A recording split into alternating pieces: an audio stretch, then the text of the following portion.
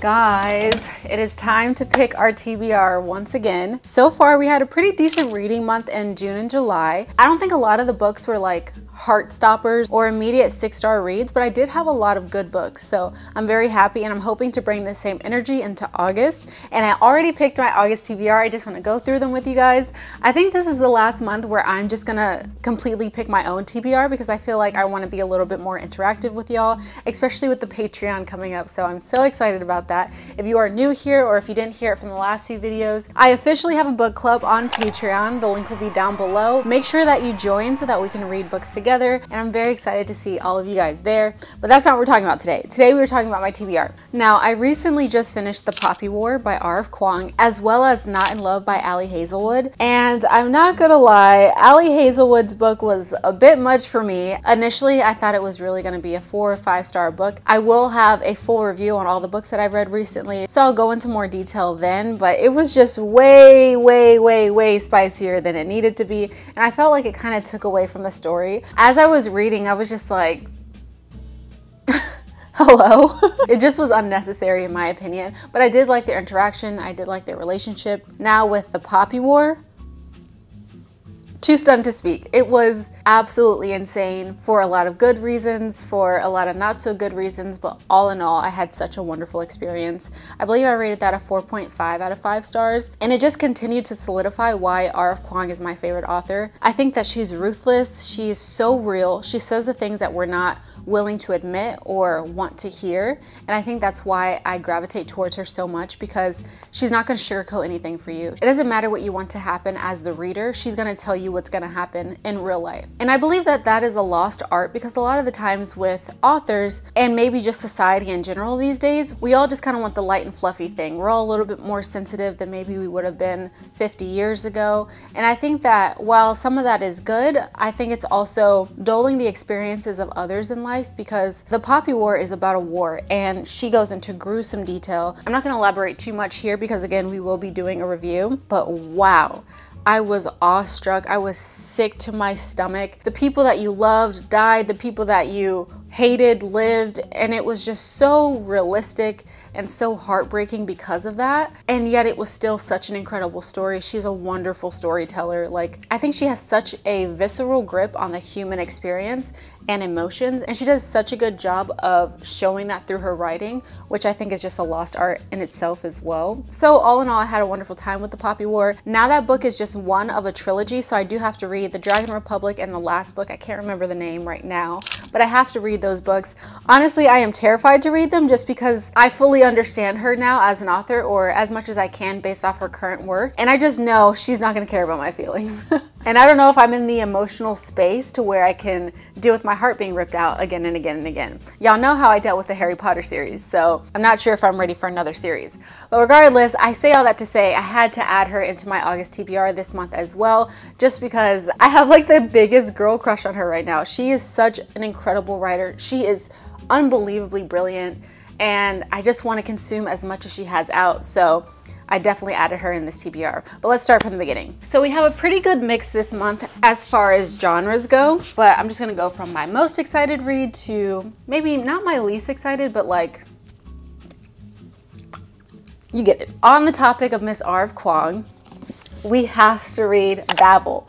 Not only did I say I had to read it this year, but I feel like I need to read it this month. However, July is almost up, so I think we should just add this into our August TBR. I know I'm a little bit late to the party because this came out, I believe, last year, and it immediately swept everyone off their feet. This is considered dark academia, so it's a little bit different from her previous work, but it's just as revered, so you know I have to read it. So this book is a little bit similar to The Poppy War in that it's about a war, and it follows Robin Swift. He's studying diligently to get into Oxford's prestigious translation program, and during that time he learned how to use magic in his quest to not only translate things for the British Empire and also inadvertently help them expand. However, this is the quote that definitely got me, that made me want to read it. So it says, "For Robin, Oxford is a utopia dedicated to the pursuit of knowledge, but knowledge obeys power, and as a Chinese boy raised in Britain, he realizes serving Babel, which is the institution at Oxford, means betraying his motherland. As his studies progress, Robin finds himself caught between Babel and the shadowy Hermes Society, an organization dedicated to stopping imperial expansion. When Britain pursues an unjust war with China over silver and opium, Robin must decide, can powerful institutions be changed from within, or does revolution always require violence? So I'm very excited to read this. And also just look at this cover.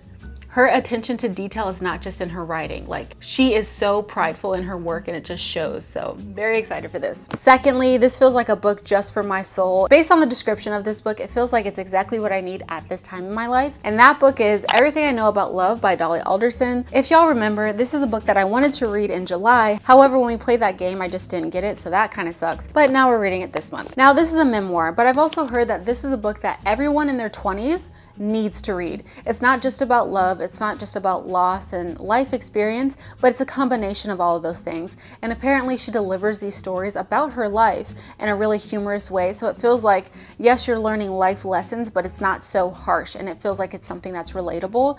And at this point in my life, I feel like that's definitely something that I need. It's not that I feel lost, it just feels like, I don't know, in some aspects of my life, I feel like I'm letting my dreams slip away and I'm almost losing sight of myself, which is a terrifying realization because I always live by the motto that whatever you think in your mind is true. So if I feel like I'm losing myself, then I'm losing myself because your actions just play off what you are saying to yourself mentally. And that is a really harsh realization that I'm realizing that I do not want to be true. And I feel like this book is going to be a great reset for me. I think whenever we read something and it's not based in reality or it's just not something that I can necessarily relate to, I always need some type of book like this or a self-help book just to anchor me, to make me remember this is who I am, this is what I care about, this is where I want to go while I'm getting lost in these other fantasy worlds, even if they're not fantasy, like fiction and romance and things like that, just because I feel like sometimes I almost lose myself in my pleasures or desires, like being on my phone too much, if I'm reading a lot and I'm not focusing on the other aspects of my life that I said that I want to grow in as well. So I think a book like this is definitely going to be a really good reset for me mentally. All right, number 3. It's funny because right after we said we need a reset, I have a romance. Now, recently I was in New York City with Shaughnessy and Alexis, and when we were there, we went to a few bookstores, obviously. And one of the books that I picked up is this book, solely on the cover, because look at this cover. It is literally the cutest thing I've ever seen. And it's called Meet Cute Club. This is by Jack Harbin. I've never read a book by him, but this cover, his marketing team ate me up, like completely sold. As soon as I saw this, I was like, you're coming home with me, buddy. You don't have a choice, you're coming home with me. And I honestly don't know what it's about. It looks like it's about bookish people falling in love. But let's see what the back says. Wait, the front says, what if true love wasn't just for the books? Sign me up, sign me up. Jordan Collins doesn't need a man. What he needs is for his favorite author to release another one of his sexy supernatural novels and more people to sign up for the romance book club that he fears is slowly and steadily losing its stream. I already relate to this man so much. He also needs for the new employee at his local bookstore to stop making fun of him for reading things meant for grandmas. The very last thing he needs is for that same employee, Rex Bailey, to waltz into his living room and ask to join Meet Cute Club. Despite his immediate thoughts, like laughing in his face and telling him to kick rocks, Jordan decides that if he wants this club to continue thriving, he can't turn away any new members. Not even ones like Rex, who somehow managed to be both frustratingly, obnoxiously, and breathtakingly handsome. I need someone to describe me like that. As Jordan and Rex team up to bring the club back from the ashes, Jordan soon discovers that Rex might not be the arrogant troll he made himself out to be, and that, like with all things in life, maybe he was wrong to judge a book by its cover. This book literally sounds perfect. I'm genuinely so excited about this. And the cover, if this book is as good as the cover, I will never shut up about it, I swear to you. It even came with a bookmark. Okay, this is where I went if y'all want to know. McNally Jackson, By the Sea. There you go. All right. I can't wait to read this one. Then we're gonna take a little bit of a turn, a little detour, and then we're gonna read Good Omens. This book was turned into a show, and it was written by another one of my favorite authors, which is Neil Gaiman. He also wrote Coraline, and I absolutely love that movie, but the book was just as good. And apparently Good Omens is one of his best works. He also wrote it with another author, Terry Pratchett. There you go. So I haven't watched the show yet, but after I read this, I definitely want to watch the show.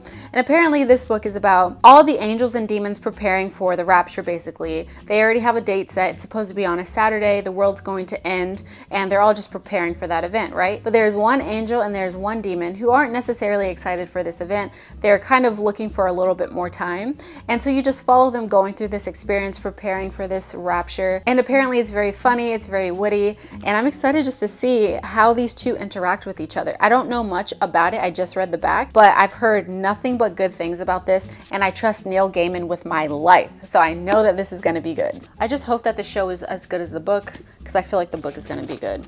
She's also a little thick. It's about 400 pages. But I think if we do another 24-hour reading vlog, we can get through this easy peasy lemon squeezy. Now, my very last book is another romance. What can I say?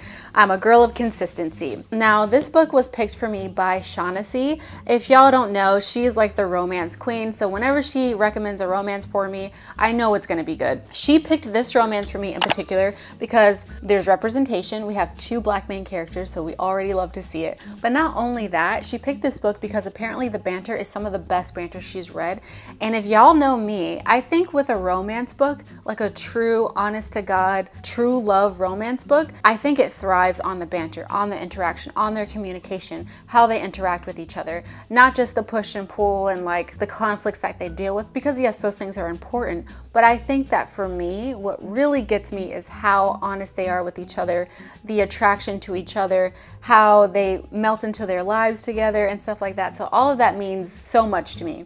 And she said that this book in particular does that very well. This book is written by Danielle Allen. I've never read a book by her, but I feel like this is a great one to start with. And I usually don't like people on the cover, but this cover is kind of cute. Okay, I know we don't usually, but I feel like I have to read the back of this. So it says, Bridget Jones' Diary meets Survival of the Thickest in Danielle Allen's Curvy Girl Summer, a smoking hot, hilarious novel about the perils of online dating.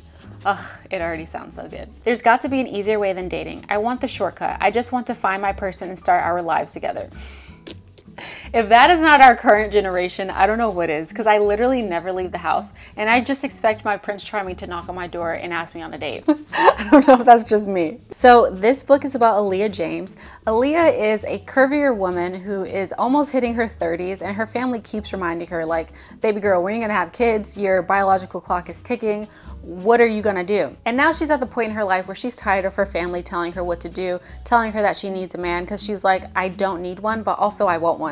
So she pretends like she already has a boyfriend. She's like, he loves me exactly the way I am, and you guys will see on my birthday 7 weeks from now. But now she's panicking because she's like, I don't actually have a boyfriend. So she starts trying to go on blind dates, and then her first blind date is horrific. She has a terrible experience, and so she goes to a bar just to like lick her wounds basically, and there she meets the bartender. I believe his name is Ahmad. Yes, Ahmad Williamson. And he consoles her. They have a little bit of back and forth banter, and then he recommends her going on dating apps. So she decides to get the dating apps, and the more that she tells him about these stories that she's having and these experiences that she's having on the dating apps, the more that they connect, the more that they get to know each other, and I don't know, it sounded like they fall in love. So this sounds really good. It sounds like the perfect modern dating situation. And I'm excited just to see her play on romance and to see, oh my gosh, we got another bookmark. This was when we went to the book bar. But anyway, I'm very excited to see her take on romance, how her banter is, because if it's really good, I definitely want to read more of her backlist. Now, these are the 5 books that we will be reading in August. Very, very excited. I think what I want to start with, just for my mental health, is Everything I Know About Love. After that, just to calm things down a bit, I think I want to read Good Omens. And then for something quick and fun, Meet Cute Club. Then we'll do Babel. I know she'll probably tear me up emotionally, so we'll end with something lighter and we'll read Curvy Girl Summer. So these are our 5 books for August. I'm very excited. Let me know your August TBR down below, and I'll see you guys in the next video. Mwah.